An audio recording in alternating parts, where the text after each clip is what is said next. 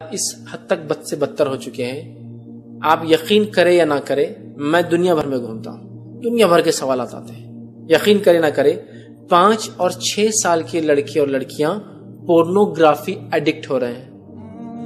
Pornography سمجھے نا، فحش، گندگی، مرد اور عورت جو میاں بیوی ہونے کے بعد جو عمل کرتے ہیں وہ عمل کو پورنوگرافی بولتے ہیں۔ جو غیر مرد اور عورت زنا کر کے اس کو ریکارڈ کرتے ہیں اور پبلکلی اس کو جو ہے ڈالا جاتا ہے پبلک ڈومینز پہ، اور جس کو لوگ ایکسس کر کے دیکھتے ہیں، مطلب ایک غیر محرم مرد اور عورت کا کھلم کھلا زنا کرنا، سیکس کرنا، جس کو ریکارڈ کیا جاتا ہے۔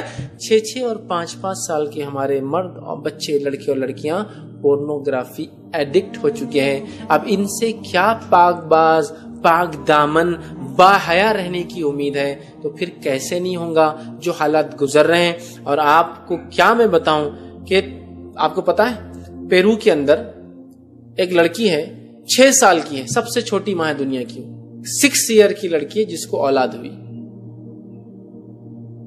معلوم ہے آپ کو؟ مسلمان بھی اس سے پیچھے نہیں ہے۔ میں نہیں چاہتا ہوں کہ اپنے ہی ہونٹ اور اپنے ہی دانت ہوتے ہیں، یہ سب گنواؤں۔ کرسچن ہے ایک مسلمان بھی کوئی پیچھے نہیں اس بہائی کے اندر۔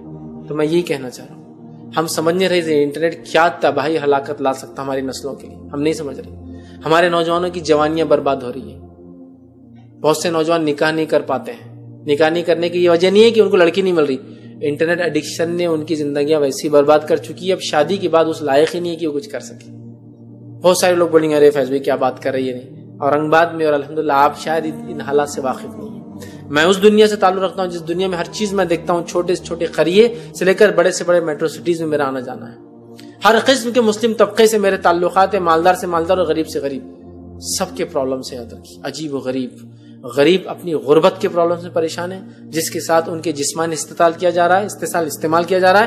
مالدار اپنی مالداری کی وجہ سے اپنی جوانیاں اور اپنے بچوں کو برباد کر رہے ہیں۔ فرشي